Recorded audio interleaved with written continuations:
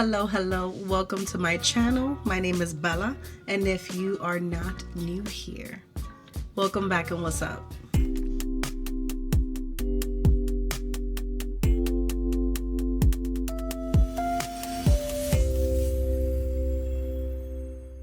For those who do not know, again, my name is Bella and I go by the Bella Fix on all of my platforms. I am a New York City Latina content creator. I am also a wife and a mom of multiple kids.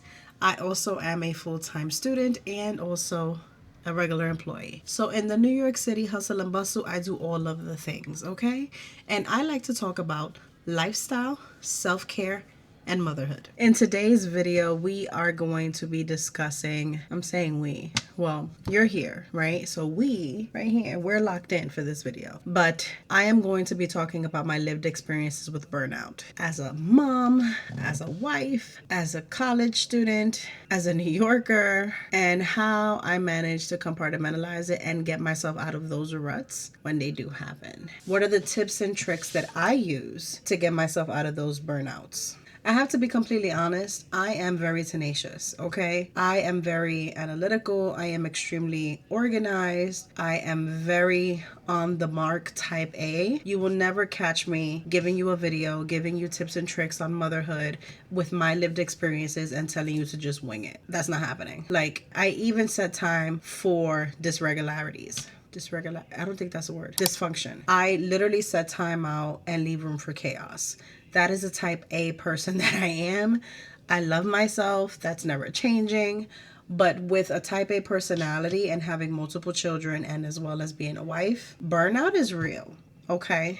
And I just want to give myself a shout out, first of all, because seasonal depression is also real. And if you ever had seasonal depression or anything like that, I see you. Okay, but I want to give myself a pat on the back and a nice little shout out because I did not allow myself to go through seasonal depression this year. This year, it did not touch me and I did not experience burnout. And I realized that the reason why I didn't experience burnout was because I had set certain things in place for myself. And that's what this video is about. My lived experiences with my tips and tricks and how I avoided burnout in New York City in this brutal winter that we're having right now. I want to give you 2 tips. Acknowledgement is the first one. I'll go into it in a bit. But the first one is acknowledgement and the second one is accountability. And that is honestly how I avoided burnout and I avoided seasonal depression. Alongside all of my organizational skills, all of the things I do to make sure that I have some structure and I am consistent. I allowed myself to acknowledge my feelings when I was feeling them. It didn't matter what it was. It could have been my kid driving me up the wall.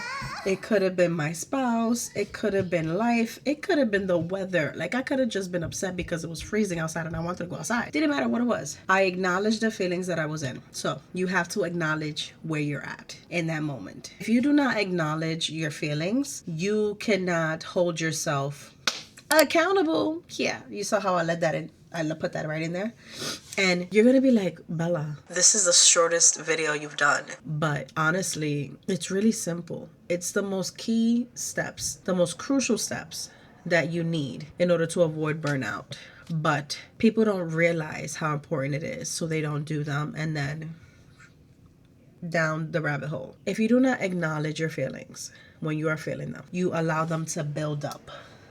And it's almost like a snowball effect going down a mountain, right? You allow a snowball to happen. And then when you're ready to acknowledge the emotions that you're having for whatever situation, you can't. At that point, the snowball is so big that you don't even know where to start. You just know it's this huge rock solid thing that the only way you can break it down is if you literally let it crash into something. And that's what happens with burnout. When you burn out, you crash. So to avoid burnout, you have to acknowledge wherever you're at with your feelings, which leads to accountability. The moment you acknowledge that you are feeling upset with something, you can hold yourself accountable with how you want to take action, because accountability comes with action. And this sounds like such a serious thing, but honestly, I do this every single day, 10 times a day. If I am acknowledging that I am upset, I can then hold myself accountable, think to myself and say, why am I annoyed? Why am I mad? Why am I feeling these things?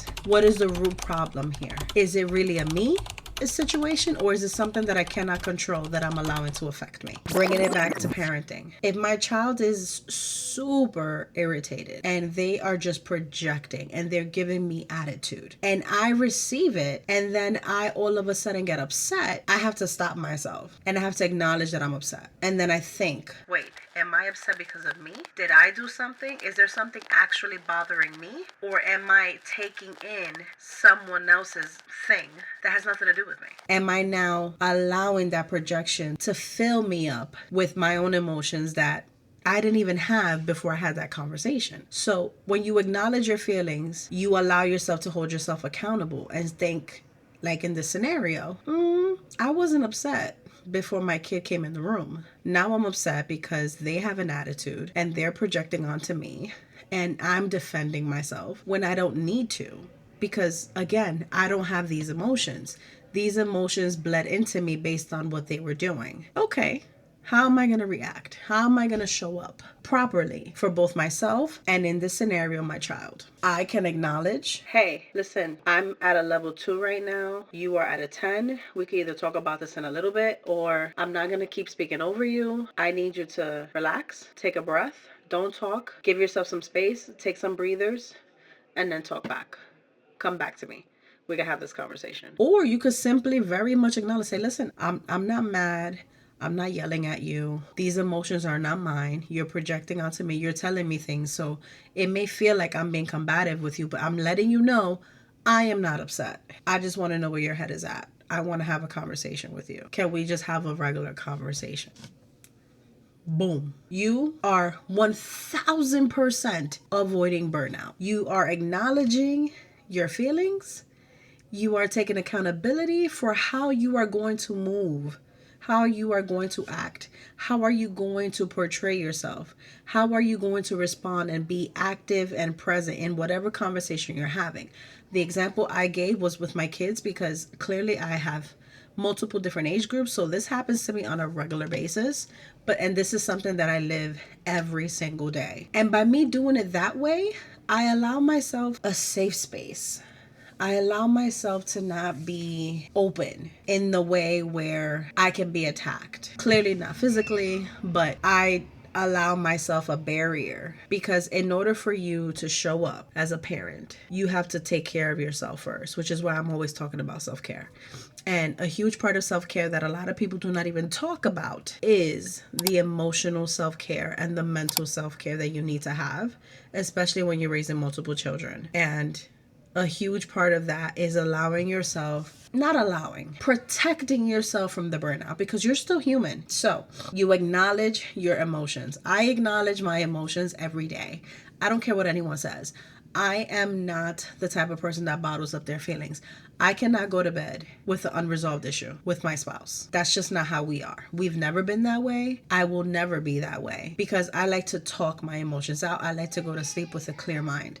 And I teach my children the same thing.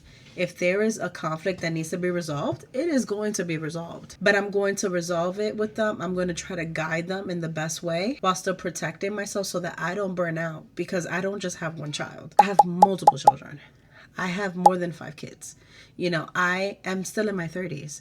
I cannot burn out every single day. If I burn out every single day, I cannot show up as a parent every single day. So this is something that I truly believe in, and it's so small, but I tell you, it works wonders and it really does the job. I'm going to leave you with this because it's such an impactful message, but it's such a small little thing that you don't even realize. I'm going to leave you with this. Take care of your mental. Take care of your emotional. Acknowledge your emotions. Take accountability for your emotions and for yourself in order to protect yourself so that you can show up. Y'all see what this child is doing? So that you can show up as a parent, as a spouse, as a family member, as whatever category you're in. And if you're like me, you're in all of them. But most of all, if you acknowledge and you take accountability, you are protecting yourself from burnout. And if you're protecting yourself from burnout, you are protecting yourself and in turn giving everyone else a better version of you, which is what I choose to do every single day as a parent. And which is why I have every organization, every calendar, every email, everything that I can possibly do